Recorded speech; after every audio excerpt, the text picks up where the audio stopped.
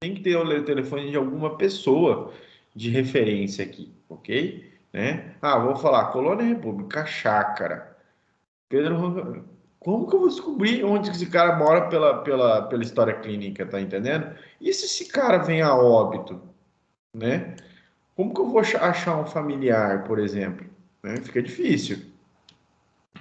Bom, nível de educação, né? É muito aplicativo, dependendo, lembra que tem certas patologias que está relacionada a baixo acesso social, né? Seguro médico, aqui no Paraguai está dividido entre o Instituto de Prevenção Social, IPS, Sanidade Policial ou a Sanidade Militar, tá? Ou alguma instituição privada, seguro médico privado, tá? Situação laboral, se trabalha ou não trabalha, e a profissão, ok? Bom, o médico responsável, a pessoa responsável que está presente, né? E qual o grau de parentesco, sempre com a CO. Outra coisa errada, sem cédula de identidade. Vou ter que ter uma conversa com isso. Translado do paciente. Se ele ingressou pelos consultórios ou por urgências, né? Se ele foi remetido de algum outro hospital, geralmente, como é o Hospital de Pedro Juan Caballero, então ele recebe muitos pacientes que são de outro estabelecimento, por exemplo, Hospital Distrital de Bela Vista Norte, Paraguai, né, de Bidiaú, tanto de Capitambado e das unidades básicas de saúde, né? Caso ele venha com ambulância, né? Se ele vem na ambulância, ele tem que ser se o transladado teve complicações ou não teve complicações, duramento do translado, se foi realizado por algum pessoal de branco, médico, licenciado, ou causa em traumatismo, por exemplo, se foi pelo bombeiro, tem que estar especificado isso aí, tá? Então, a anamnese ela está composta por os dados que você vai coletar sobre o síndrome de localidade que o paciente está tendo, os dados coletados sobre a enfermidade que o paciente está tendo. Então, os dados são, tipo, se o paciente for referir, e tem casos que os familiares eles referem, né? O paciente, às vezes, um politraumatizado, né? O cara tá entubado lá e não pode referir nada.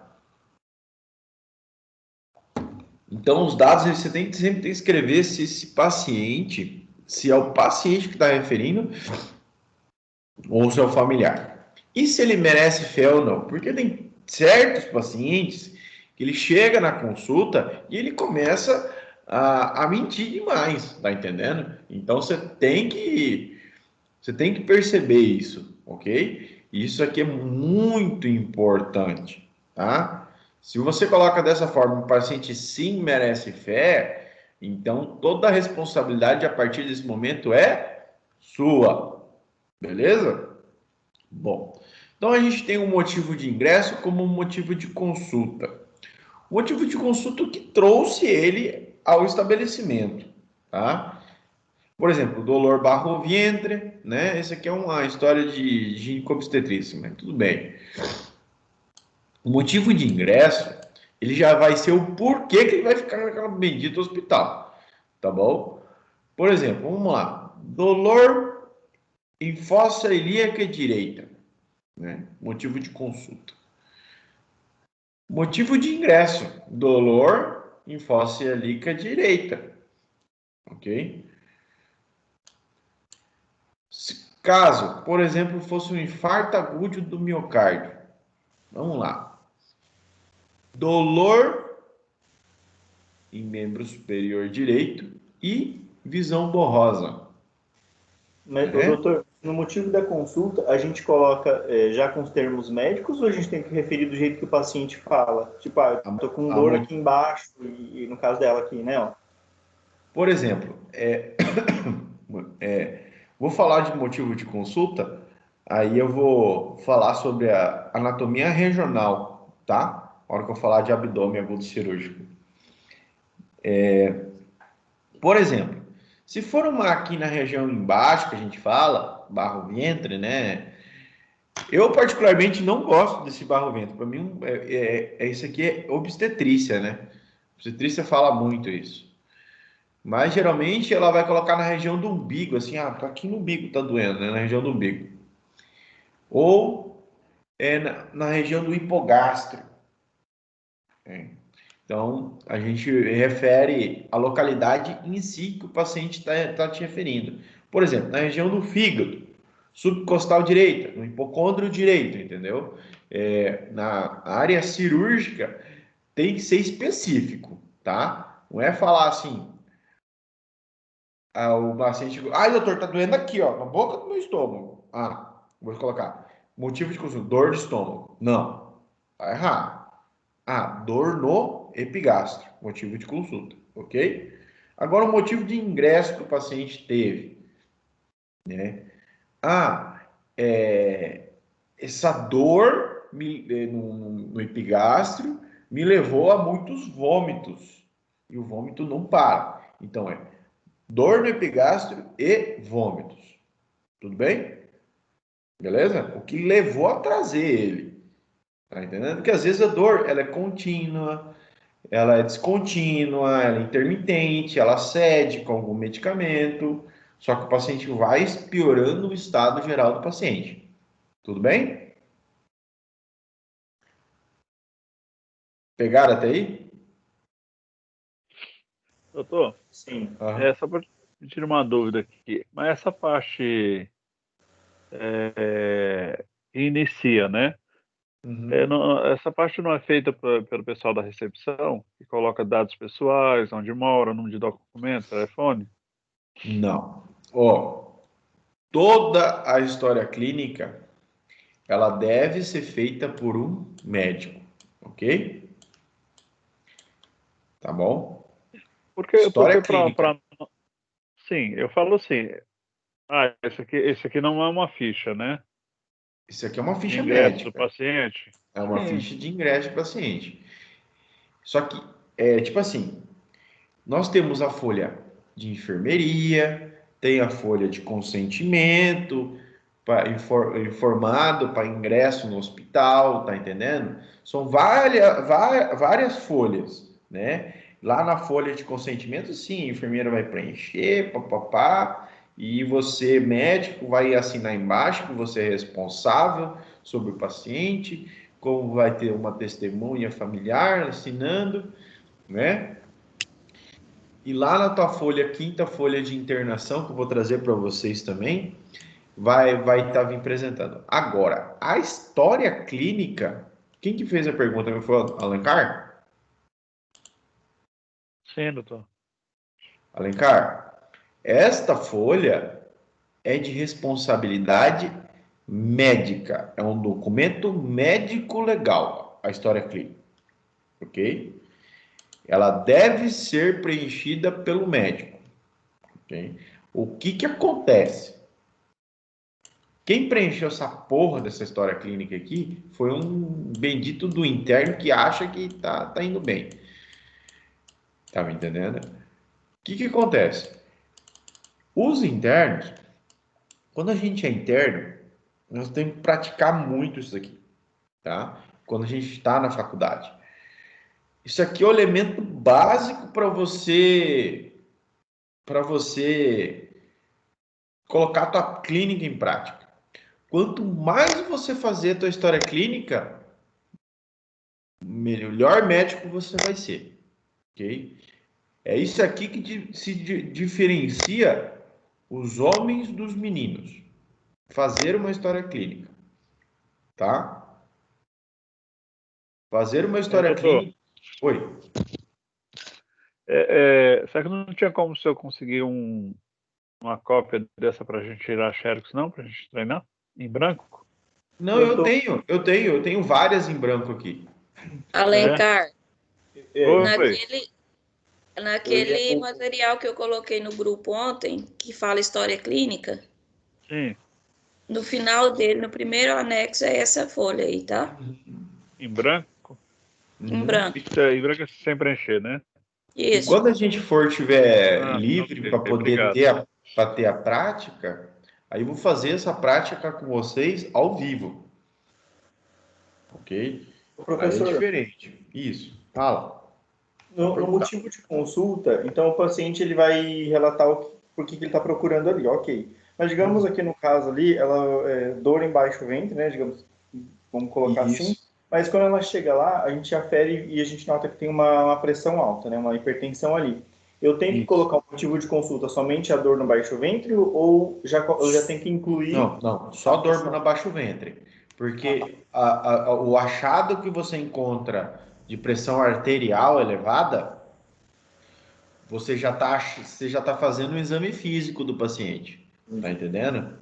Então, é já lá no exame físico, tá? Isso aqui você tem que anotar o que o paciente vai referir para você. Por exemplo, paciente, sexo feminino, aqui está primigesta, nulípara, né? Vou formular uma de cirurgia. Paciente, sexo masculino, 22 anos de idade, refere dor em fossa ilíaca direita, de 6 horas de evolução, que se irradia à zona periumbilical, né?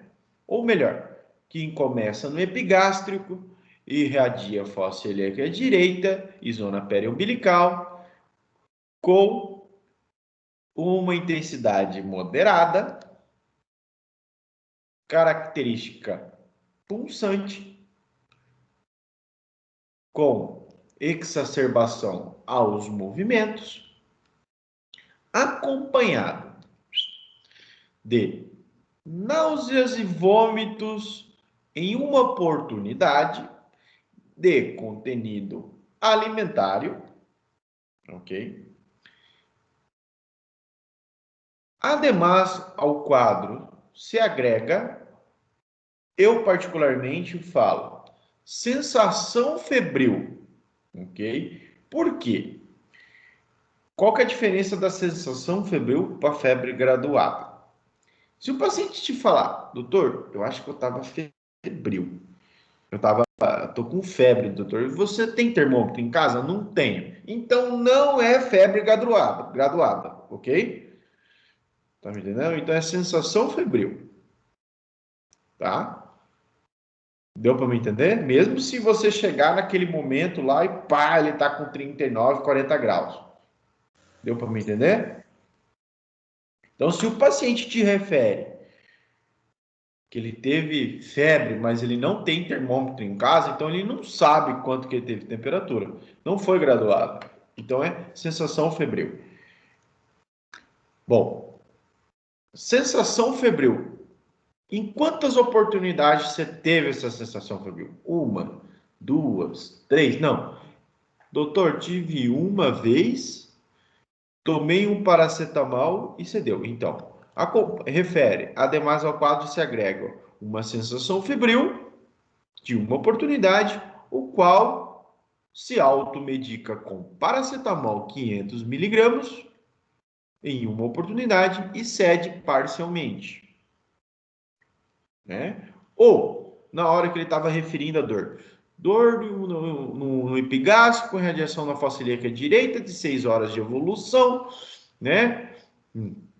Tipo, descontínuo, intermitente, que exacerba os movimentos, né?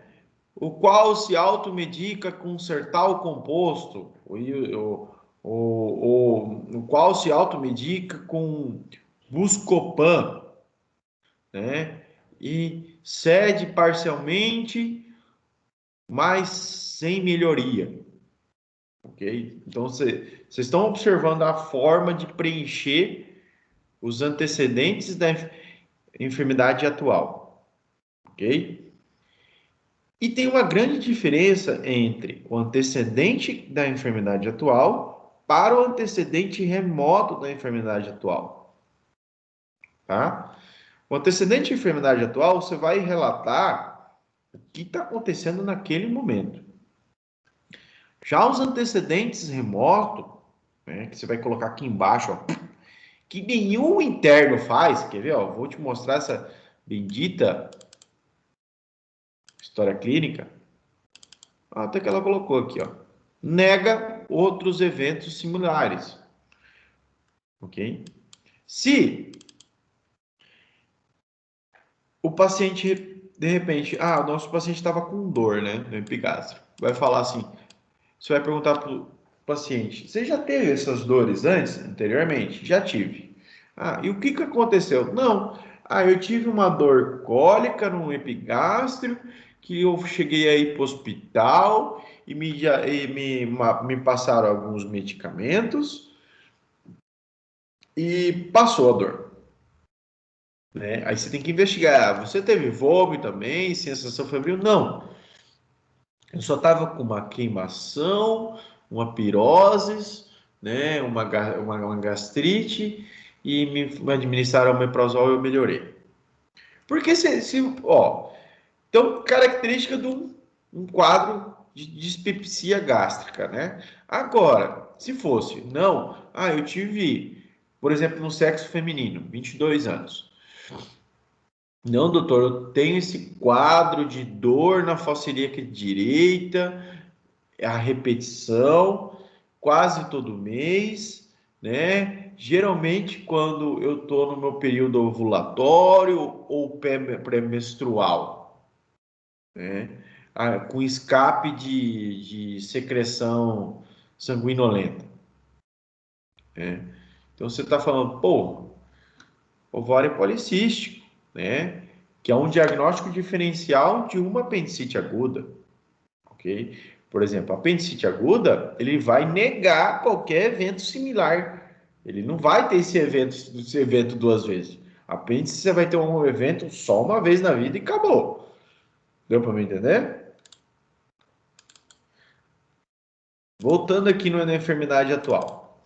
Então, na enfermidade atual, você tem que relatar a dor. Aí na dor, lembra da Alícia, né? Que é uma nomenclatura, né, que a gente usa para descrever a nossa dor. A, ele significa aparição. L vem de localização, tá? I de intensidade, tá? C, característica. Se ele é cólico, se ele é pulsante, se ele é queimante, tá? O I, irradiação, como, por exemplo, começou no epigástrio, que é na região da boca do estômago, e foi lá para a fossa ilíaca direita, lá na espinha e lá na superior, ok? Começou na região lumbar, a fossa lumbar, e irradiou aos genitais, tá fazendo o caminho do uréter. Uma característica queimante, doutor. Acompanhado, doutor, a hora que eu vou urinar, arde demais. Então, infecção do trato urinário. Então, vocês vê como vocês destrinchar a característica da dor, vocês já vão ter uma orientação diagnóstica. Tá? Como a amplitude, né? O último, amplitude. Qual o grau que chega essa dor? Beleza? Bom, então aqui você tem que investigar tanto a dor, sensações febris, náuseas, vômitos, síndromes miccionais, alterações ginecológicas, né? Escape de fluidos, né? Fluidos vaginais ou alterações intestinais, né? Por exemplo, detenção de heces e gases, ok? Distensão abdominal, né? Por exemplo, traumatismos, né? Traumatismo, você faz o ABCDE, né? Que é o atendimento inicial ao politraumatismo, que primeiramente você faz desde o A permeabilidade via aérea, B, você controla a ventilação, o C, você controla o sistema cardiovascular, o D, sistema nervoso central pela escala de Glasgow, e E, exposição, né? Se o paciente teve uma perca de membro, por exemplo, escoriações importantes, né? Por exemplo, principalmente escoriações de dorso, que levam os músculos peitoral menor ali, eles não trabalharem, né? Nem os intercostais, então você tem uma dificuldade para respirar. Vocês estão conseguindo me entender, né? Ou estou indo rápido? Beleza. Bom, a gente não demorar muito. Bom, então vocês sabem diferenciar o que é o antecedente da enfermidade atual por antecedente remoto. Deu para entender ambos, né?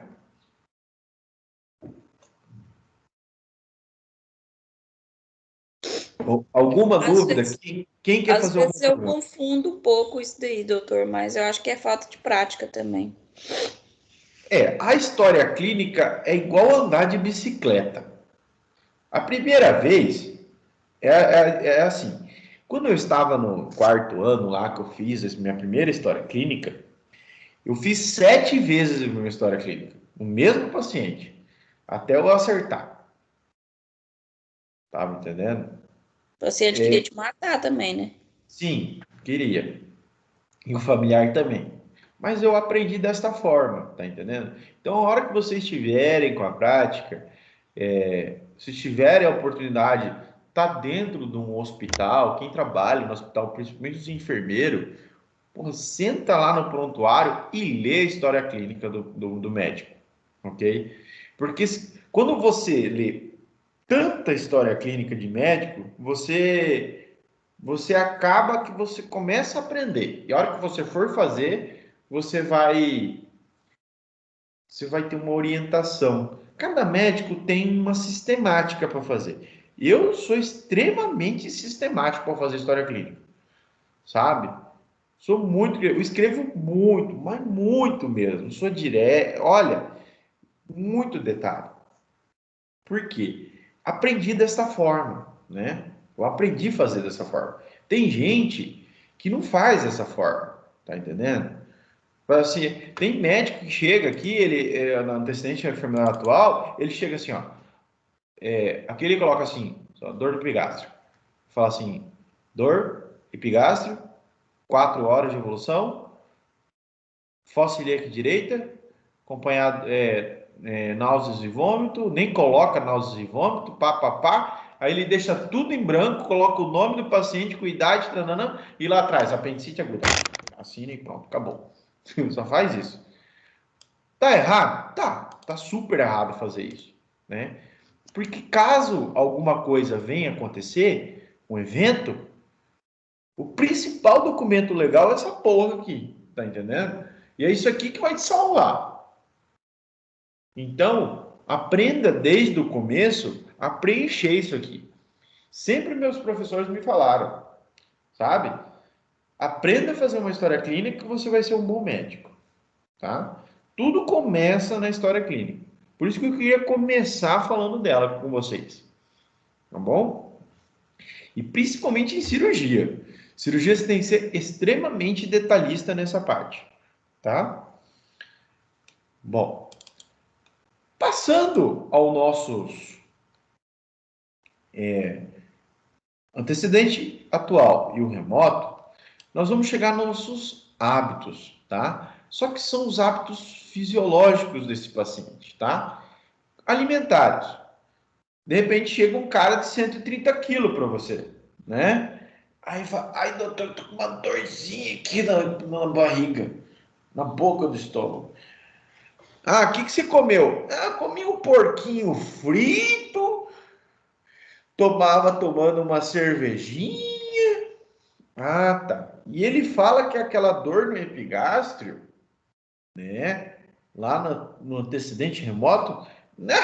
Tem essa dor faz tempo já, doutor. Faz mais de 1 ano. E você fala, opa, antecedente alimentar junto com dor de epigastro, repetição. E o que você toma? Ah, não, eu tomo um Buscopan lá, fico quietinho e passa. Opa, você pode pensar já numa litiase vesicular. Vamos lá, predisposição, porque é obeso, alimentário. Deu para me entender? Por exemplo, uma menina de 22 anos, magra, esturricada, só o raio da bicicleta. Ela fala, ai, doutor, eu não posso tomar suco de laranja que irrita meu estômago. Né? Ah, quanto tempo você tem isso? Mais de 6 meses. Pô, ela está com indícios de dispepsia gástrica, né? Uma gastrite. Então, tá vendo como, o hábito alimentar pode orientar no teu diagnóstico, tá? Agora, defecatório, alteração do trânsito intestinal. Ah, doutor, num motivo de consulta, detenção de fezes de 22 dias. geralmente chega assim. Você vai colocar motivo de consulta, detenção de fezes, né? Ou constipação. Né? O paciente está constipado. Então, se refere a um quadro de constipação de 22 dias de evolução, aproximadamente, de detenção de fezes e progressivo a gases. Né? Então, primeiro ela teve detenção de fezes e detenção de gases posteriormente. Então, hábitos defecatórios desse paciente vai estar alterado. Aqui tem que colocar alterado ou diminuído ou ausente. Deu para me entender que nos hábitos tem, e geralmente eu vejo muito interno fazendo, que lá ele pega, né, ele vai escrevendo lá, detenção de resgate, ele tá apurado, aí ele vira aqui, ele olha o defecado, ele pega outra história clínica de outro interno e só coloca assim, conservado. Então, o motivo de consulta com antecedente de enfermidade atual não coincide com os hábitos. E eu olho isso daqui. Eu gosto de ver. Eu olho, eu paro e fico lendo história clínica. Como nos hábitos urinários. Se o paciente, lembra que o paciente em quadros de síndrome miccional, estou urinando muito, polaquiúria, polarúria, oligúria, estou urinando pouco, anúria, não tem urina. Estou urinando muito, muitas vezes, polaquiúria. Estou urinando durante a manhã, epsilúria. Ou estou urinando na parte da noite, doutor, noctúria, ok? Então, você tem que estar, o hábito urinário tem que estar aqui. Sono. Quadros, por exemplo, que eu estou de insônia, né? Eu não estou conseguindo dormir, doutor, porque essa dor está me despertando. Atividade física ou não com o paciente, tempo. Bom, caso o paciente seja com traumatismo, essa parte tem que ser preenchida sempre, tá? Principalmente se for agressão física, tá bom? Se foi agressão física, se foi por arma branca ou arma de fogo, tá? Ou se até se foi por uma balaústra, por exemplo, coloca outra aqui, balaústra, você escreve, tá bom? Que esse é o documento legal, se ele chegar a levar um processo contra outra pessoa, o juiz vai pedir isso daqui para você, viu? Isso aqui que é o laudo médico. Deu para me entender? Caiu de moto, tava com casco, não tava com casco, estourou o airbag, tava com cinto, não tava com cinto, tá? Se o acidente foi com carro, foi com moto, bicicleta, alguma coisa. Queimadura.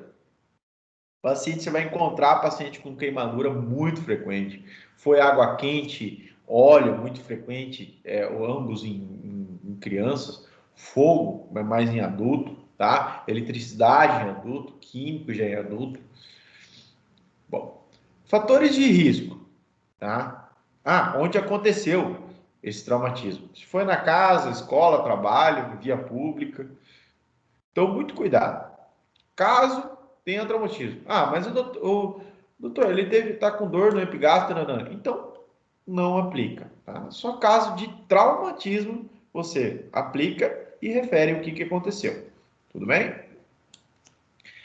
Caso não tenha nenhum aqui, foi um acidente ofídico, por exemplo, doutor. Uma cobra me picou. Aplica, é traumatismo. Outros acidentes. O acidente ofídico. Beleza? Vamos lá. Bom, fatores que estão associados, desde do local, se tem água contaminada ou não, se o paciente é dependente de algum entorpecente, tabaco, por exemplo, álcool, droga, se ele tem um fator biológico, hipertensão, diabetes, enfermidade autoimune, né? E trabalho. Você trabalha com temperaturas extremas. Paciente, por exemplo, que perfora poço. O paciente chega com insuficiência respiratória, tosse. Você tem que pensar numa TB miliar, né?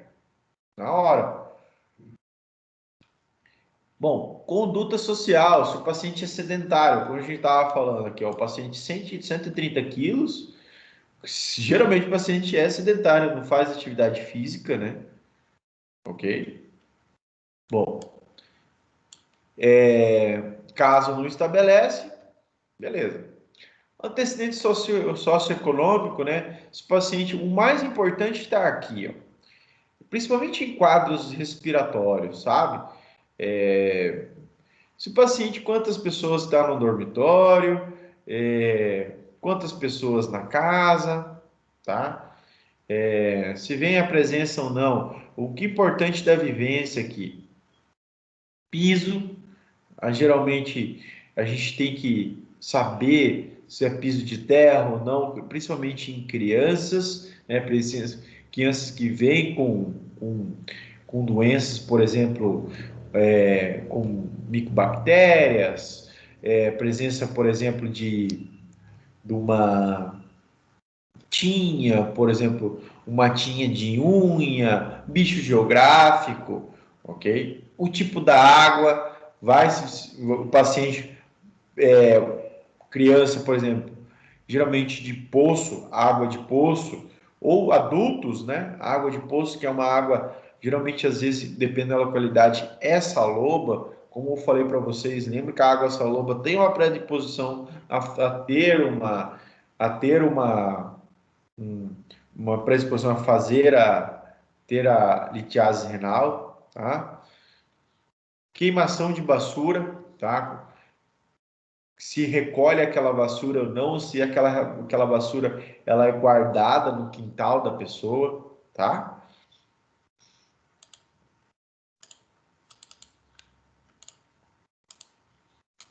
Bom, aí, posterior ao CTS, a gente tem os antecedentes patológicos pessoais. Bom, os antecedentes patológicos pessoais, ele tem que ser bem descrito, tá? Desde problemas que são pressão alta, cardiovascular, até se ele já se internou, ok? Alguma vez na vida. Eu me internei que eu tive uma gastroenterite faz 5 anos. Escreve. Paciente refere uma internação por gastroenterites há 5 anos.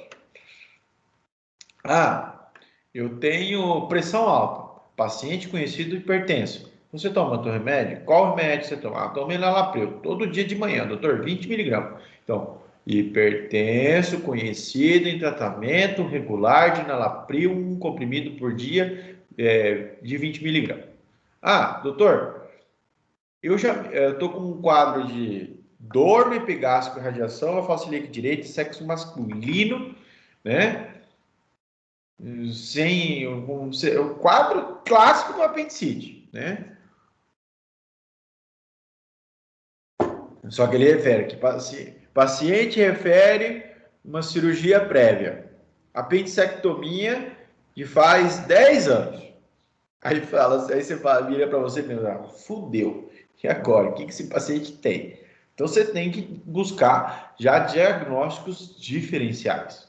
Então, até agora, você pode ter uma ideia que nós não examinamos o paciente. A gente só está colhendo dados do paciente. Ok? Bom, como antecedentes... e sempre aqui, pelo amor de Deus, gente. Nunca se esqueça.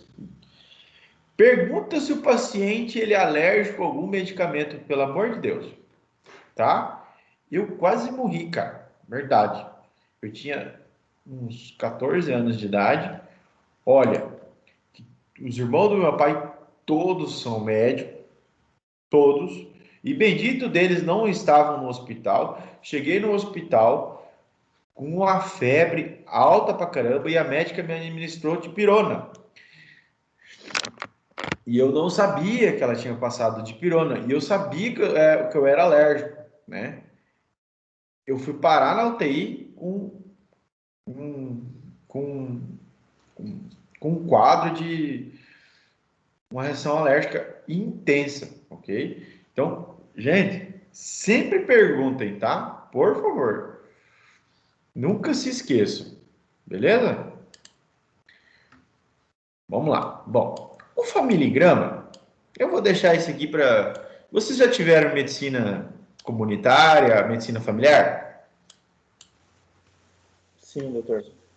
Eu já Beleza. tivemos. Eu, particularmente, até hoje eu não sei montar essa porcaria desse negócio, tá? Então eu vou deixar para vocês se divertirem com esse negócio. Sem eu não. Isso top nisso aí, caiu na prova. Eu não mexo com isso aí, tá? Eu não vou me preocupar com esse negócio. Beleza. Esquema de vacunação, claro, se for um paciente pediátrico, bom. Antecedentes gineco-obstétricos.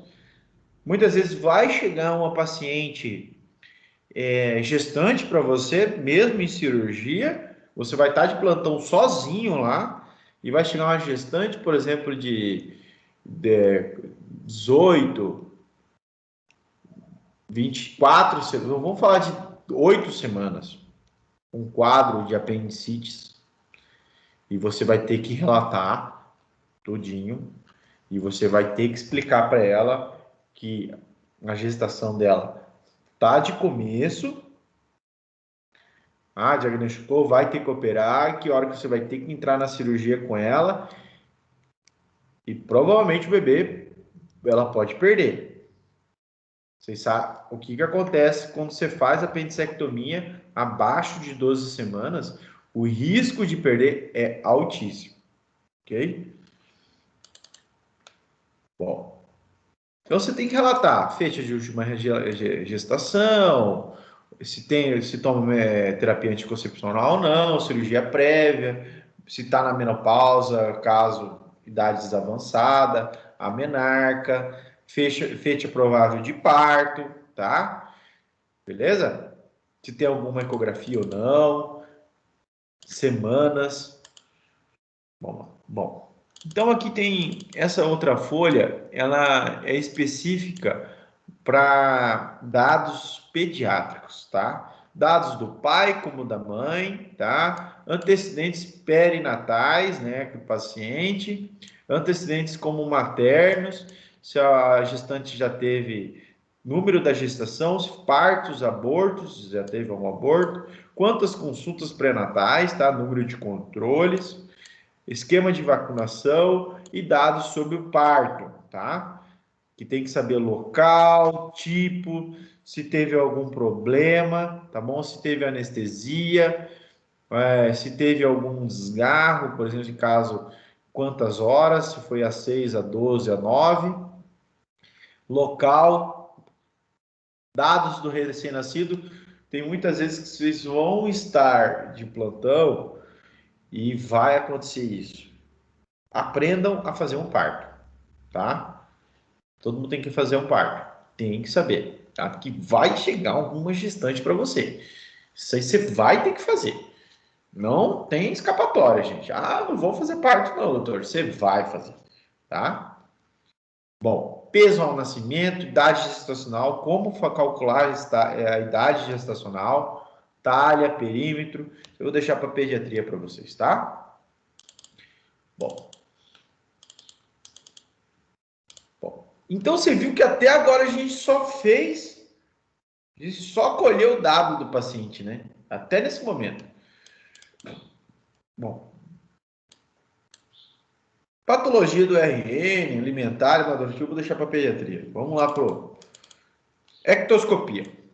A ectoscopia, o que ela é? Ela é como você vê o paciente, aspecto geral do paciente, como o paciente se apresenta para você. Então, você tem que descrever se o paciente, qual o sexo do paciente, masculino ou feminino, né? Idade do paciente, se aquela idade do paciente, ela corresponde à idade biológica, ok? Se o paciente está ubicado em tempo e espaço, às vezes o paciente está bêbado, né? Então você fala, paciente de sexo masculino de 27 anos de idade, né? Ou 30 anos de idade, idade cronológica corresponde à biológica, se apresenta num estado etílico ou se apresenta num estado lúcido colaborador, ok? Apresenta uma face dolorosa, né? Aquela face de dor, se ela está composta ou descomposta, por exemplo.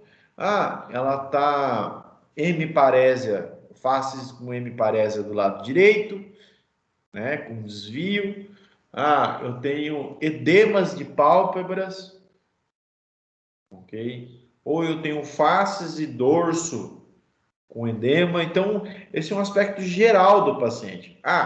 O paciente apresenta acompanhado com uma insuficiência respiratória ou uma grande dor no epigástrio, né? Ou paciente obeso. Você tem que descrever o paciente dessa forma. Um aspecto geral, como o paciente se apresenta na frente. Sem o exame, como você está olhando ele. Você está fazendo uma simples inspeção. Ok? Bom, a terceira parte da história clínica é fazer o exame físico.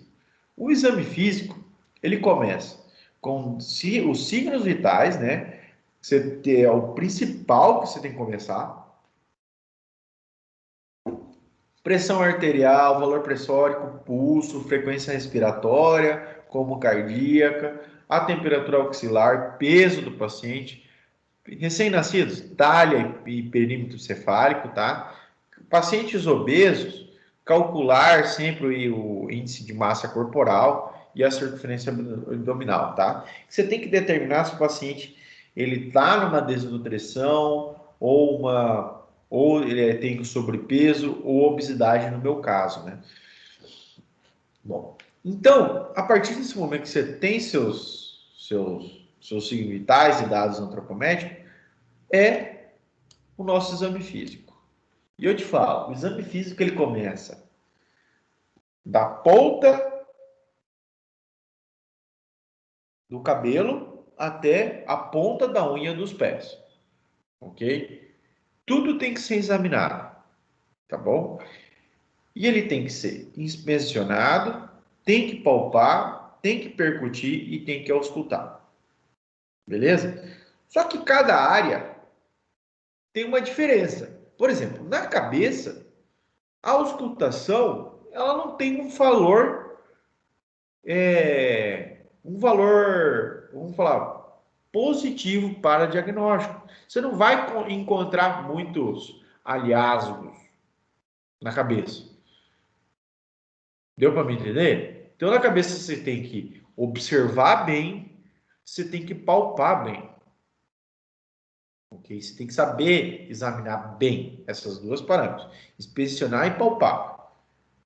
Como no coelho, você tem que inspecionar, você tem que palpar, você tem que percutir e você tem que auscultar, principalmente sopros carotídeos. Ok? Você tem que saber palpar uma glândula tiroidiana, Então, você tem que saber a localidade anatômica e estrutural da tireoides para você ter noção se ela tem presença de algum nódulo ou se ela tem presença de algum nódulo. Em quem pessoa que a gente vai ver a presença de nódulos? Suspeitar. Então, a gente vai palpar com mais acurácia, com mais cuidado. Paciente maior de 55 anos, com alterações de sono, ok? Que tem a presença dessa tumefação no coelho, a simples vistas, ou com estendimento do coelho, extensão do coelho, você aparece aquele nódulo, beleza? Se o paciente ele aparece com uma linfodenopatia cervical, é característico do paciente com infecção com HIV. Deu para me entender como o exame físico ele tem que ser sistemático? Alguém quer fazer alguma pergunta aí? Sobre essa parte dos dentes aí, do doutor, cabe a gente ficar contando os dentes, se tem dente faltante ou não? Então, pela prática, Michael, pela prática, eu gosto de ser prático também, tá? O que você vai olhar? A situação dessa arcada dentária, ok? Por quê? A situação dessa arcada dentária, você vai ver o comprometimento desses dentes, né? Porque aí você vai avaliar, por exemplo, a situação do bem-estar dessa pessoa. Se você vê uma pessoa com os dentes tudo bonitinho, certinho, então você vai ver que o paciente se cuida. Então, não é a nossa parte, né, como médico, mas a gente tem que orientar. Se a gente vê lá eu tô com uma dor de garganta, não, tô apresentando febre, já tomei remédio para garganta, tudo, e não funcionou, doutor. E você vai lá e inspeciona, é uma peça dentária que está com uma cárie e essa cárie está infectada. Tá entendendo? Então você olha, você observa, uma cárie infectada. E o médico não olhou ainda. Não olhou que era isso. Tá entendendo? Deu para me entender que você pode achar também a origem do problema. Como você vai passar o teu antibiótico, terapia e medicamento para dor e anti-inflamatório para esse paciente, você consequentemente vai encaminhar ele para odontologia. E a odontologia que se vira. Deu para me entender, né? Sim. Uma disfunção de ATM também pode ser causada aí, né? Uhum. Agora, lembrem sempre, inspecionar com cuidado, palpar nas regiões corretas, ok? Percutir e auscultar. Por exemplo, o tórax, né? A gente tem os dois principais, dois grandes sistemas, tanto o sistema pulmonar como o sistema cardíaco, né? Então, o tórax é um lugar que você perde. Olha, e você tem que ser extremamente minucioso, porque você tem que conhecer os ruídos normais e os ruídos patológicos que você vai encontrar, tanto no sistema pulmonar como no sistema cardíaco. Okay? Você tem que saber todas as manobras, tanto central como periférica. Tá? Então, você tem que saber quais são os ruídos pulmonares normais, quais são anormais, quais cardíacos são normais e quais são anormais. E aonde você ausculta. Tá? A auscultação é muito importante no exame físico, tá? Principalmente na área do tórax. Na área do tórax, outra relevância, eu esqueci de falar para vocês, a estrutura da caixa torácica. Tá? A estrutura da caixa torácica ela tem uma variante de tipos, né? Ela é normal, petroscavo, retrocedida, ou a mama, principalmente na investigação das mulheres, se tem a presença de algum nódulo ou não, axilas, presença de um linfonodo ou não. Vou passar aqui para... Continuando com o exame físico, no tórax. Então, o aparato cardiovascular e o respiratório tem que estar muito bem examinado. E nessa parte, qual parte do exame físico vai ser que vai ter mais acurácia? A auscultação. Nessa parte do aparato respiratório, aparato cardiovascular, já a palpação, ela não vai ter tanto valor. Na cardiovascular, sim, porque você vai palpar as regiões periféricas para ver preenchimento a distribuição dos pulsos cardíacos que a gente tem, tanto pulso temporal, pulso carotídeo, pulso radial, femoral, tibial posterior, né? São inúmeros. Como você vai preencher, você vai ver o linado capilar, por exemplo. O linado capilar maior a 2 segundos, o paciente está entrando em choque. Né? Vocês sabem como faz o preenchimento capilar? É a perfusão, né, doutor? Você pega a ponta, o índice do teu dedo, a ponta do teu dedo, e você vai fazer uma pressão com o outro dedo, né? E você vai soltar. A sobreposta da permeabilidade capilar, ela tem que voltar à elasticidade em menor a 2 segundos. Ok? Caso não tenha voltando em menos 2 segundos, este paciente está supostamente entrando em choque. Ok? E entra mesmo. Doutor, seria aquele que chama de signo de Godet? Não, o signo de Godet já é você fazer no membro inferior lá embaixo, a bóveda, né? E você vai buscar edema no membro inferior, tá? Isso aqui é o signo preenchimento capilar, tá? No Brasil fala preenchimento capilar, tá? Tem outro método que fala você fazer uma pressão sobre a unha e essa pressão, essa área branca, ela tem que se tornar rosa em menos de 2 segundos. São duas literaturas diferentes, mas o objetivo é o mesmo, tá?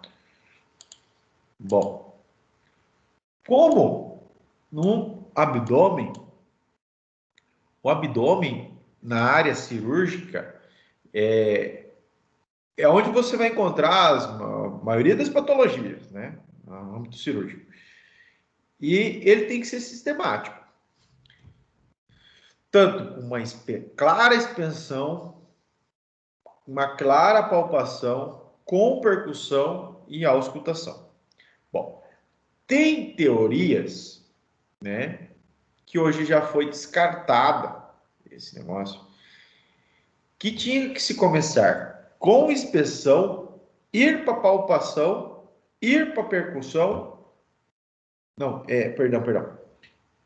começar com a inspeção, ir para a auscultação, posterior palpação e percussão. Por quê? Antigamente se falava que se você realizava a palpação antes da auscultação, a palpação podia alterar os ruídos hidroaéreos, podia alterar a peristalsis, velocidade do trânsito intestinal, ok? Ou movimentos aórticos, então podia alterar esses sons. Então, a auscultação podia haver um falso positivo, né? Mas depende de literatura. Tem literatura que já descartou isso, ok? Como vocês vão ter aula em cirurgia com o Dr. Aldo Saratio, eu e o Dr. Aldo, nós viemos do mesmo hospital, da Sanidade Militar, lá em Assunção. Ele vai perguntar isso aí para vocês. Se vocês falar errado, eu conheço ele, vocês vão tomar puteado.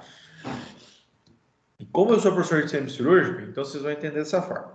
É inspeção, auscultação, palpação e percussão.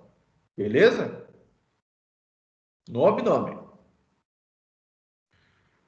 Deu para me entender? Só altera no abdômen. Só altera no abdômen. Beleza?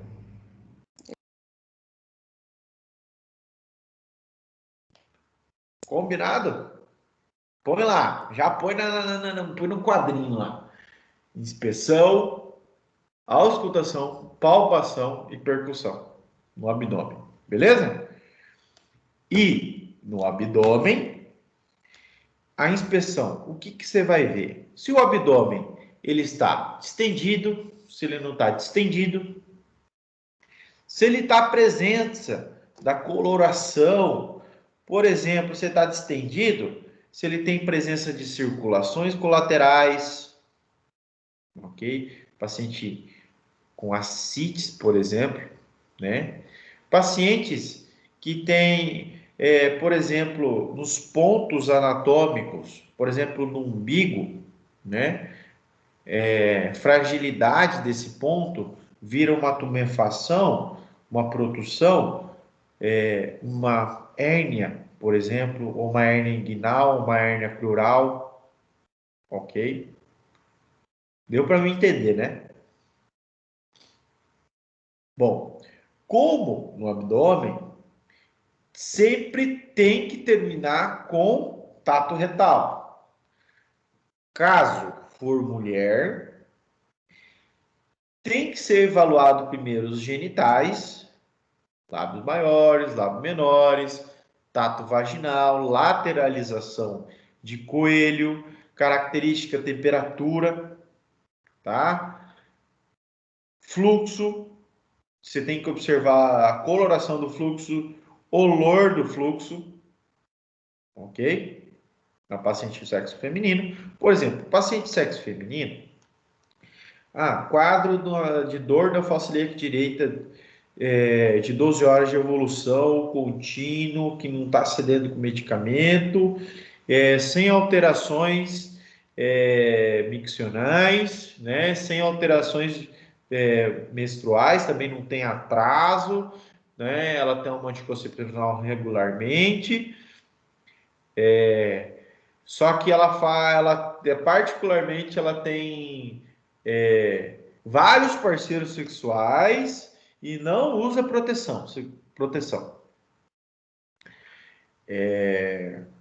No tato vaginal você vê lá um corrimento de color amarelo, fétido, né? Que ela refere que desconhece, né? E você faz o tato vaginal e você vai lateralizar o útero e você lateraliza para o lado esquerdo, lado direito, e dói o lado esquerdo. Você lateraliza para o lado esquerdo, dói o lado direito. Opa! Aqui pode ser que não seja um apêndice. É uma enfermidade pélvica inflamatória, então, que é um diagnóstico. E a mulher, quando for mulher, tem que tomar muito cuidado, ok? Porque no exame do abdômen, estamos fazendo a palpação lá, vamos fazer o signo de Bloomberg. Você faz a compressão da fossa ilíaca direita e você, na descompressão, dói. Beleza. Você tem Bloomberg positivo. Como você pode fazer Robbins? Compressão da fossa ilíaca esquerda, só que por desplaçamento, a dor é na fossa ilíaca direita. Tá? Ou signo de Coupé, de Haar, de Tansen, que você faz um golpe na região do calcâneo e a dor é na fossa ilíaca direita. Eu vou passar para vocês. Eu tenho uma cartilha, né? Eu tenho um Word com 58 signos da apendicite. Beleza? E vocês vão estudar essa semana para nossa próxima aula, que é abdômen agudo inflamatório. Bom. Ô, doutor. Sim. Eu pergunto só uma coisa. Por exemplo, aí tem aqui assim, ó, abdômen e pelvis, né? Que você falou que a gente vai fazer toda a avaliação, a inspeção, situação da Aham. pacição e a gente vai terminar com tato retal. Isso.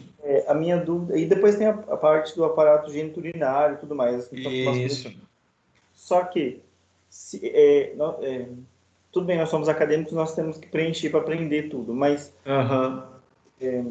se o paciente veio, a queixa principal dele, sei lá, era uma dispneia, uma falta de ar, e aí eu Sim. vou guiando e vejo que é uma suspeita de uma pneumonia ali, no caso, de um raio-x e tudo Aham. mais. Ainda assim, eu vou fazer um tato retal nele por causa da pneumonia? Olha, aí você tem que ter um bom senso, tá entendendo, Mike? Tá? O correto é você fazer, tá entendendo?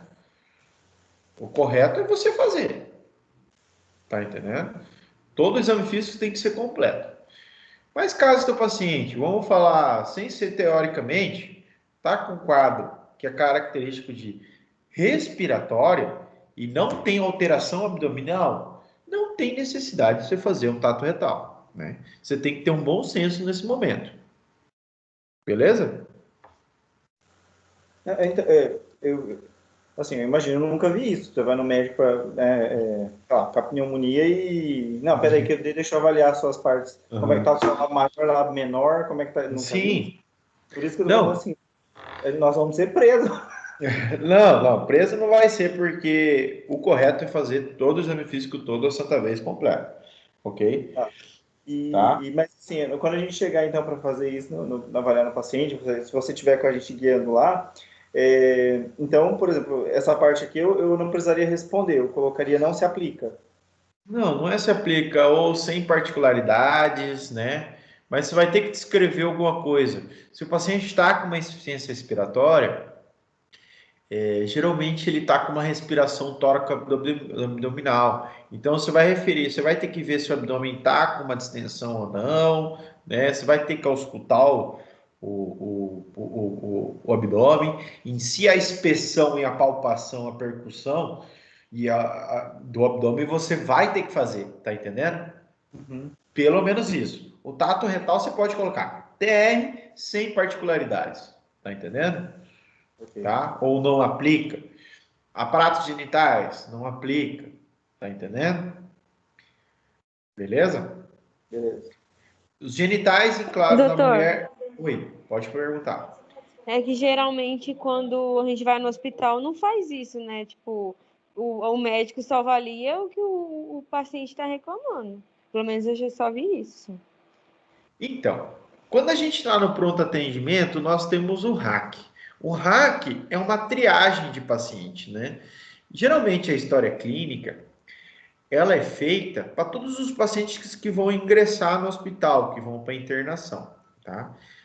O RAC, como ele é triagem, é uma recolecção de dados prévios do paciente, né? E básicos, não é completo. Só que você tem que avaliar o paciente desta forma, tá entendendo? Para você chegar aqui, ó, impressão diagnóstica. Se você seguir todos esses passos, a tua acurácia clínica ela chega a quase 99%. Ok? O que que Entendi. acontece? O que que acontece? Como o sistema público de saúde é precário e quer que o paciente, um deputado ele tem 40 assessor e o médico ele tem que ficar atendendo 80, 90 pessoas, essa é a grande diferença hoje no dia, a realidade do dia de hoje, né? Um paciente, pelo menos, ele tem que estar sendo atendido por 30 minutos por um médico. O médico precisa de 30 minutos para avaliar esse paciente, no mínimo. Ok? Para montar uma história clínica dessa, que é o correto. Né? Mas como o sistema público hoje está em colapso, inventaram essa porra desse hack para tentar desafogar o negócio. Ok? Só que eu falo para vocês, como vocês são acadêmicos de medicina, você tem que aprender essa história clínica. Agora, tá? A hora que vocês souberem realizar uma história clínica, aí vocês vão pro hack. Tá bom? Primeiro passo para ser um bom médico é aprender a fazer uma história clínica. Tá? Você tem... Entendi, doutor. Beleza? A partir do momento, doutor, tô bom na história clínica. Agora você pode ir para o hack, porque lá a sistematização de montar um hack, eu vou trazer um hack para nós, que a gente vai trabalhar em atendimento no politraumatismo, tá? Quando eu falar em trauma, eu vou trazer um hack de politraumatismo, que é um atendimento muito rápido, tá bom? Aí a gente faz um hack. Mas primeiro, história clínica, tá? Tudo começa na história clínica. Quer ser um bom médico, você tem que fazer isso aqui todo dia. Todo dia. Tem que praticar. Pega, imprime. Se você tem um amigo médico no hospital, onde você esteja, no Goiás, não sei onde, fala, posso ir fazer uma história clínica com o paciente? Vai lá e faz, cara. Você vai aprender. Tá entendendo? Você vai aprender mesmo. Minha dor começou aqui, papapá. Tá entendendo? Irradiou, eu tive febre. Tanana. Quem fazer isso e me mandar uma história clínica montada, olha, tem 10 pontos garantidos de trabalho. Que vocês vão aprender. Verdade mesmo? Estou indo no hospital hoje. Verdade, gente. Vocês vão aprender muito mesmo. E me mandem, que eu vou corrigir e vou mandar para vocês de volta o que vocês têm que melhorar. Tá bom? Vou fazer isso com o maior prazer. Tá? Bom, abdômen. Lembrem da inspeção, tá? Distensão, cicatrizes. Se ele já teve cicatriz de cirurgia prévia, tô com dor na fossa ilíaca direita e ele tem uma cicatriz de McBurney. E aí, fudeu. Né? Ou ele tem uma Rox Davis, que é outro tipo de cicatriz para acesso para apendicectomia. Ou ele tem uma laparotomia exploradora mediana, né? Chifo pública, e o paciente não fala, o paciente é mudo. E o paciente tem aquela dor da fossa ilíaca direita. Você não sabe se foi traumatismo, se foi uma invaginação, se foi um volvulo, se foi uma oclusão intestinal que levou a fazer essa bendita dessa cicatriz, ou que dentro da cicatriz tem uma tumefação, assim, tem uma protussão do conteúdo abdominal, uma baita de uma efentração, que já é uma patologia de parede abdominal. Então, vocês podem ver como os dados coletados que você observa no exame físico, ele enriquece a tua impressão de diagnóstico. Beleza? Bom,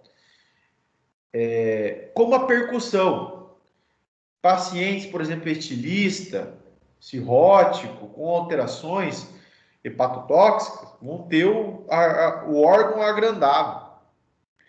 Por exemplo, o fígado, ele não pode passar mais que 2 centímetros do reborde costal, né? A gente fala de uma hepatomegalia.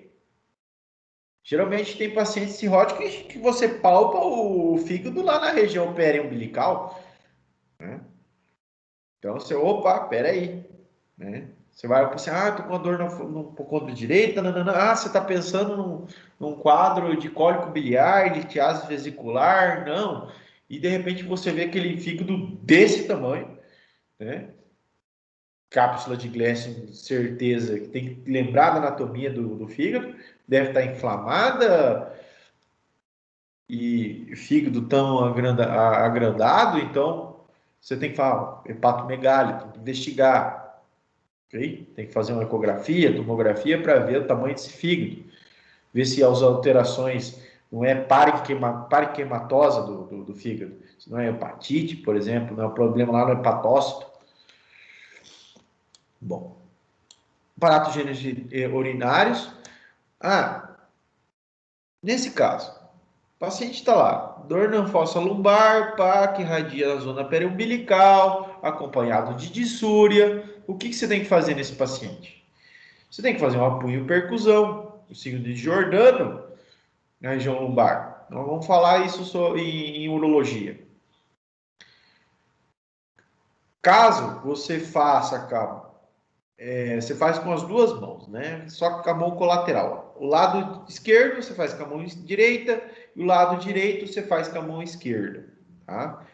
Você faz uma pressão com um golpe, né, na região da fossa lombar. Se o paciente tem uma reação, né, de dor, pela percussão que faz um movimento que tembla, a gente chama tembla o uréter, tembla o sistema urinário, e quando tembla o sistema urinário gera dor, caso tenha infecção, né? Infecção ou presença de litiase.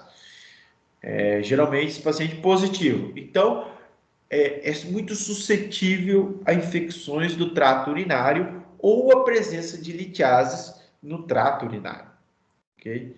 Pela punho-percusão. Então, muito cuidado, tem que saber fazer uma palpação correta de aparato geniturinário, ok? A percussão.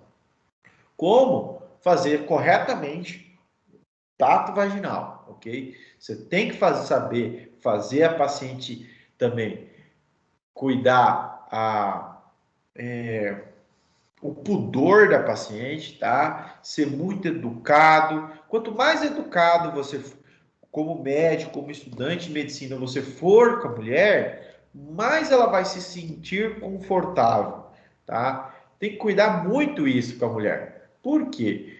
Porque aí a sua palpação, sua investigação pelo tato vaginal vai ter um valor muito mais positivo, ok? Então tem que ter esse jogo de cintura, em particularidade com a mulher, beleza? Como nos homens, principalmente pacientes que são de terceira idade, eles são muito cabeça dura, tá? Você tem que ter um jogo de cintura também, tá? Principalmente se for médica, se for avaliar tem amiga minha médica que vai avaliar velho de terceira idade, de repente o velho tá lá, ó, armado, né? Tem uma ereção. Então você tem que ter um jogo de cintura no momento, tá entendendo? O exame físico do gênero e idade, você tem que ter uma seriedade, tá? Tem que ter uma atenção especial, beleza? E um jogo de cintura, tanto para a mulher como para o homem, tá?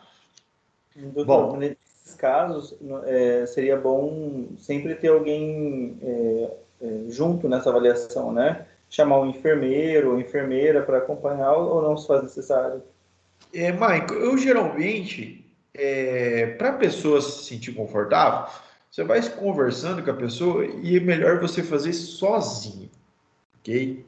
Por experiência própria. A pessoa se sente melhor, tá bom? No máximo, o enfermeiro que está do lado.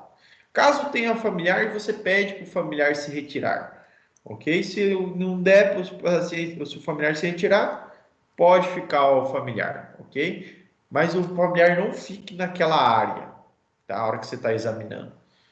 Beleza? Bom, o sistema de pele e falanges, cada paciente ter desnutrido, se essa pele tem uma pigmentação, paciente com problemas coledococianos, né? Ou problemas pancreáticos, pode levar à obstrução de bilirrubina. Então, o paciente pode estar itérico, ou o problema pode estar no hepatocito, né? O paciente pode estar no hepatocito e estar gerando uma hepatite, e o paciente está itérico também, né? A turgência dessa pele, elasticidade, característica de pele diabética, né? O paciente está cianótico também, o paciente tá com traumatismo, com escoriações, você tem que descrever essas escoriações, teve perda de estrutura, se foi só epidermis, dermis, tecido conjuntivo junto. Sistema hematopoético. Por exemplo, se tem presença de gânglios em alguma parte, igual eu falei para vocês, lembra? Linfadenopatia na região cervical, característico de infecção por HIV, ou glândula de Virchow, que é subclavicular esquerdo, né? É característico de metástases de câncer gástrico. Okay? Então, você tem que saber investigar esses gânglios, ok? Como você pode descrever o tamanho do fígado nesse momento também, tá? Aparato osteomolecular, muscular. Por exemplo, chega o paciente lá é manco, o paciente é pé bolt, paciente pediátrico, ou o paciente ele teve uma amputação prévia, um pé diabético, ok? Ou tem uma articulação simétrica com boa funcionalidade, simetria, motilidade, atrofismo conservados. Ou a coluna cervical, o paciente é meio torto, assim, tem a escoliose, tem a presença de lordoses, né? Algum ponto doloroso. E o sistema nervoso central, se o paciente está bem orientado, se ele tem alguma alteração desde a função motora, se é a função verbal, né? Se ele tem a resposta à abertura ocular. Então, essa é uma investigação neurológica, né, na escala de Glasgow. Como signos de reflexos, tanto dos pares craniais, você tem que saber avaliar todos os pares cranial, ok? Marcha, motilidade, tá? Signos de Kernel-Budinsky, de rigidez, tá? Como, por último, a situação psiquiátrica desse paciente, né? Se o paciente é um paciente que está em característica triste, humor do paciente, tristeza, né? O paciente está muito acelerado, o paciente que às vezes está bem com dor, você examina ele, você não sabe se o paciente já encontrei bastante paciente com usuários de drogas, né? Estado elentecido, assim, agressivo, delira o paciente. Então, e por último, terminando o teu exame físico, com todos os dados coletados,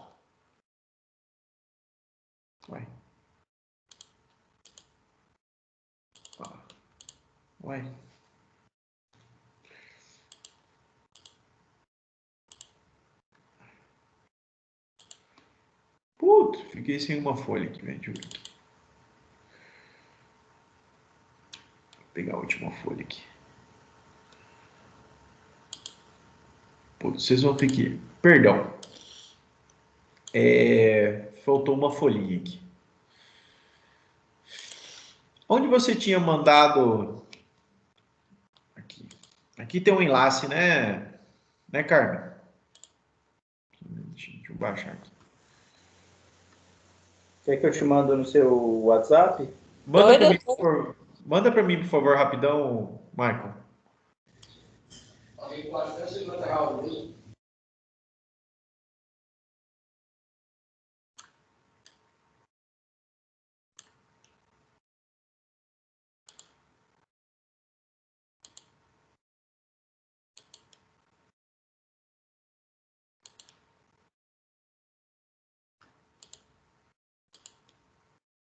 Não, eu quero já a história clínica aqui. Onde que estava o enlace?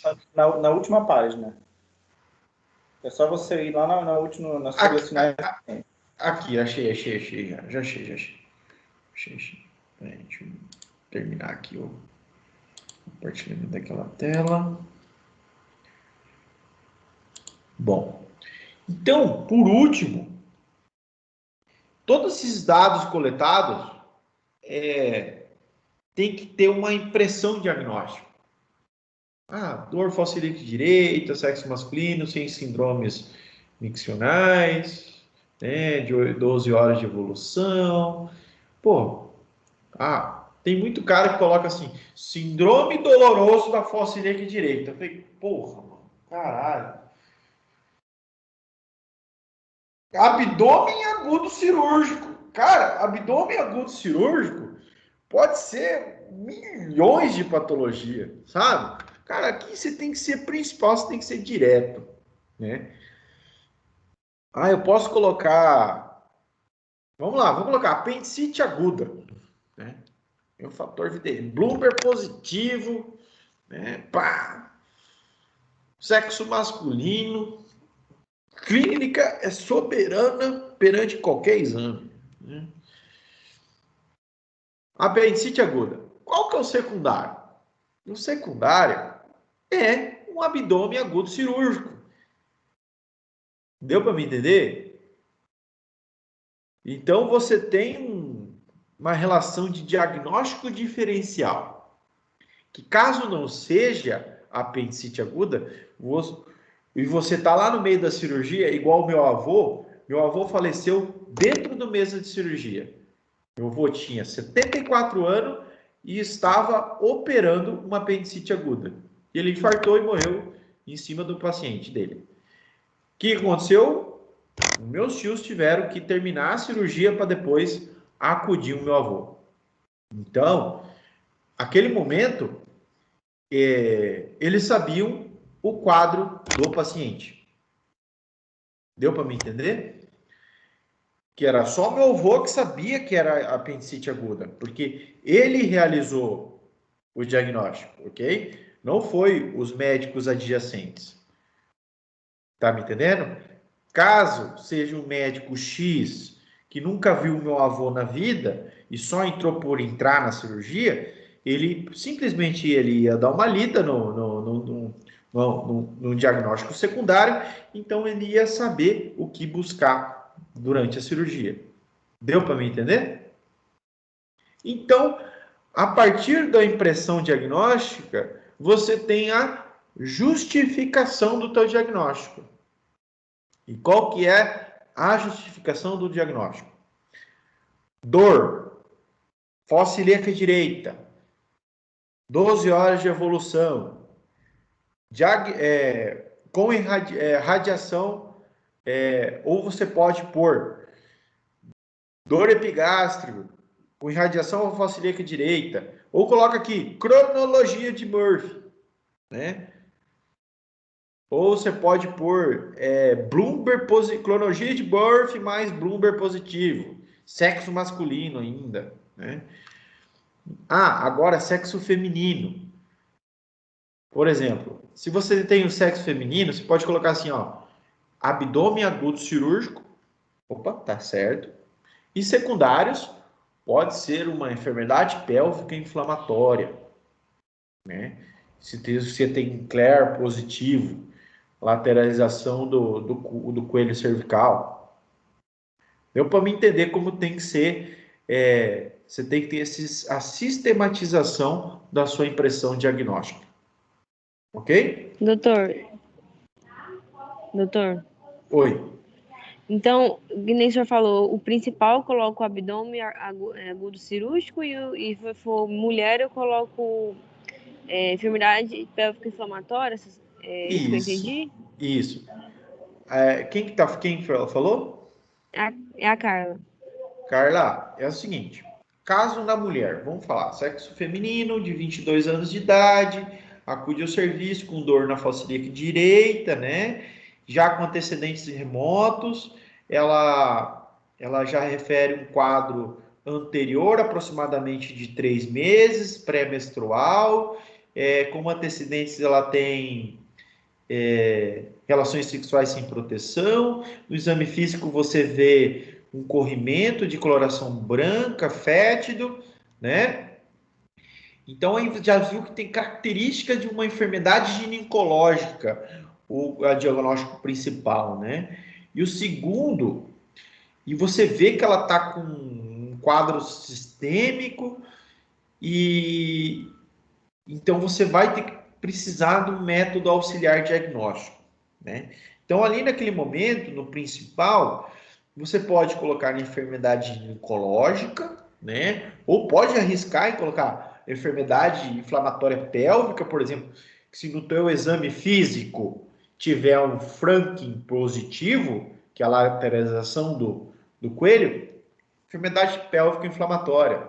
Não precisa ter medo disso aí, tá? Secundário, abdômen agudo cirúrgico, mais enfermidade ginecológica, entendeu? Então, o que você tem que trazer na tua impressão diagnóstica? Que qualquer pessoa que chegue e lê a tua diagnóstico se oriente para qual determinada patologia seja aquele paciente, tá entendendo? Que geralmente você vai fazer essa história clínica caso você não fosse uma cirurgiã, não fosse uma ginecologista, você vai encaminhar esse paciente.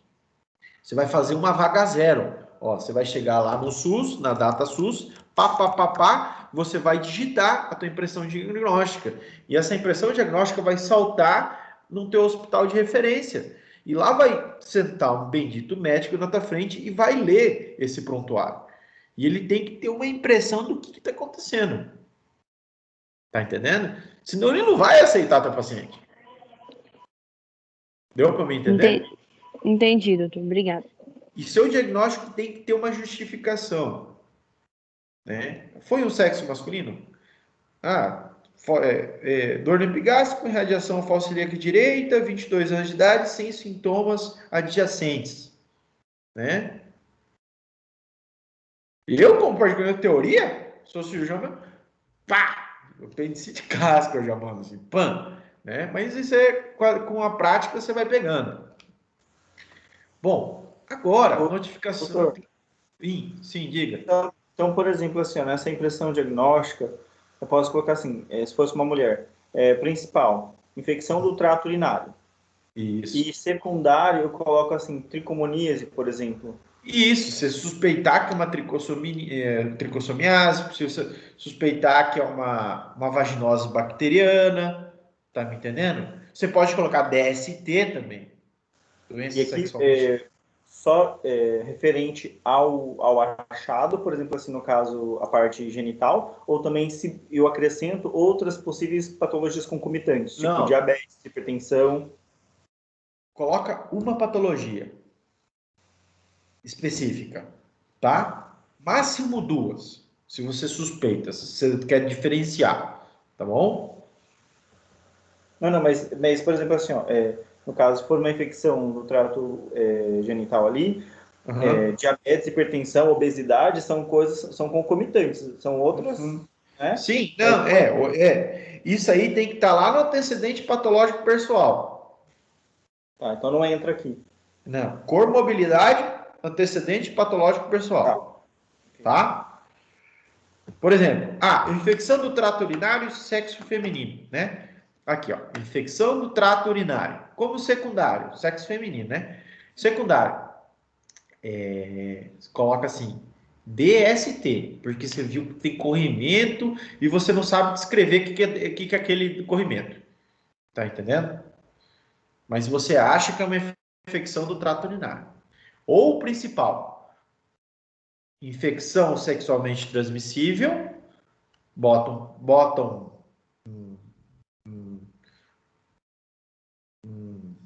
esqueci, gente. Me dá um branco. Uma interrogação, né? Aí, secundários. Coloca lá, vaginose bacteriana, o que você lembra na cabeça, tá? Beleza? Você pode colocar cândida, mas o resultado vem positivo tricossomiase. Não interessa, mas está orientado o teu diagnóstico, tá entendendo? Por isso se chama impressão diagnóstica. Beleza? Bom, ela tem que ser notificada? Sim. E você tem que descrever o seu plano de trabalho. Qual será? Vai ser só internação, mais antibiótico terapia e fluidoterapia, né? Mais exames complementares. Ok? Vai ser internação, com controle evolutivo, plano cirúrgico, né? Tratamento. Você vai usar algum antibiótico específico, tipo de cirurgia, uma apendicectomia, vou entrar com uma laparotomia exploradora, por exemplo. Ok? O bendito, cadê ele? Cadê meu bebê? Cadê minha criança? Aqui, ó. Isso aqui, e assina. Beleza? Ó, do Flamengo. Outro patamar. Beleza? Credo, doutor, credo. Doutor, eu pensei que essa notificação obrigatória aí seria só aquelas patologias que tem, que a gente tem que fazer a notificação obrigatória. Isso. Não, a notificação obrigatória é só para patologias de notificação, tá? Beleza? No Paraguai são as mesmas do Brasil, será? Estamos falando de DST, masas infectocontagiosas, né? Ah, tá. Casos de abuso. Então, onde que a gente eu precisava essa lista de quais são as notificações? Tem aí nesse mesmo arquivo, tem, tá? Aham, tem Tem? aqui. Dá uma olhada Tem. então. Obrigado. Bom, posterior a isso, você tem o tratamento do paciente, né? Então, você pode ver que essa ficha ela é desde o ingresso do paciente até a alta, do egresso do paciente, né? Diagnóstico de ingresso, apendicite aguda, o código CI, né? Outros diagnósticos possíveis, como abdômen agudo cirúrgico, peritonites, tá? Relacionada à patologia, tá? Caso foi tratamento neonatal, deixa para pediatria, condição de ingresso, né? Se foi uma alta médica, se ele foi trasladado ou se o paciente saiu fugindo. Eu já tive paciente desse tipo. Já tive paciente que não aceitou o diagnóstico, assinou o termo, saiu caminhando e faleceu na rua. Ali passando a rua, já tive paciente desse jeito. E a epicrise. A epicrise é um resumo inteiro, desde o momento que o paciente ingressou até o final, até o tratamento final. Beleza? Qual o procedimento diagnóstico que você fez? Clínica, mais exames complementares diagnósticos, ecografia, radiografia, exame laboratorial, papapá. Qual o procedimento você realizou? Tá bom?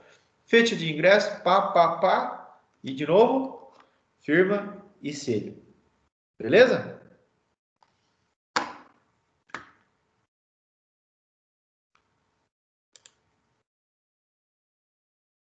O cabelo também eu acordei e já vim aqui para cima. Beleza. O que acharam da aula? Boa. Muito boa, doutor. Bem esclarecedor. Beleza. Vocês têm. Deixa eu ver. Vocês têm 10 minutos para tomar 5 minutos para tomar água. Vai. Para mim começar outra aula. Eu achei que tinha acabado a aula. Negativo. 5 minutos. Não, 10 minutinhos, vai. Vamos tomar uma água. Que eu vou dar aula de abdômen agudo cirúrgico. Tá bom, doutor. Beleza?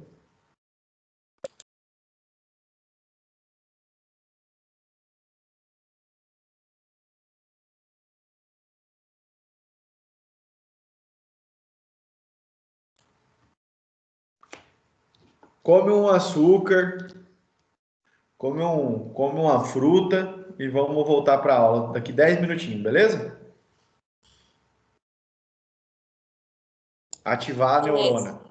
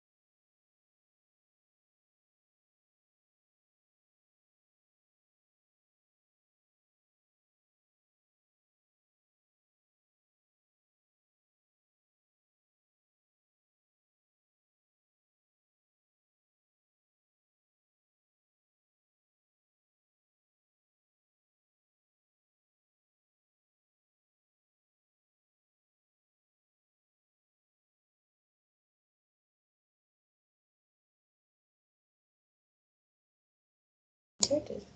Camila, tá dormindo? Alô? Voltando? Não, professor, deu 10 minutos ainda não, deu? Deu quanto? 2.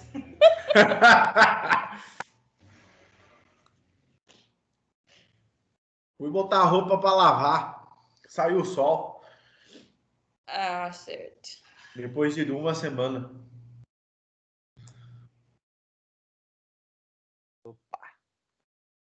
Beleza, vou dar 3 minutinhos, 5 minutinhos, o pessoal que tá comendo alguma coisa. Agora nosso horário vai até meio-dia, né?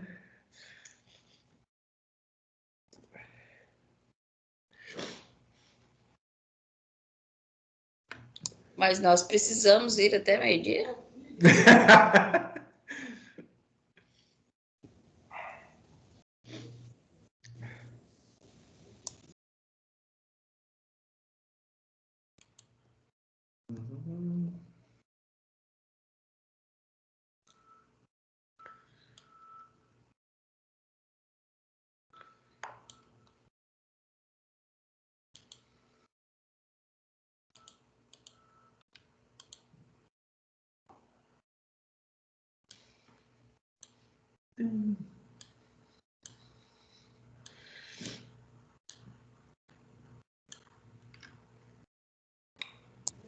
Doutor, aí você não me mandou ainda de ouro os slides. Não? Não, você mandou só o livro. Eu consegui jogar o livro aqui na plataforma aí.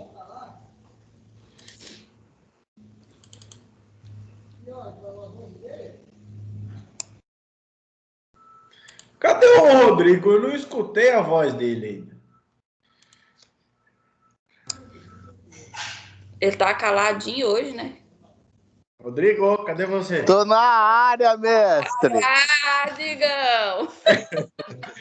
Agora sim. Rodrigo. Fui fazer um cafezinho, hein? Ah, tá certo. Tem que fazer um cafezinho. Você tá muito caladinho hoje, Digão. O que foi? Digão, a Rose brigou com você, Digão?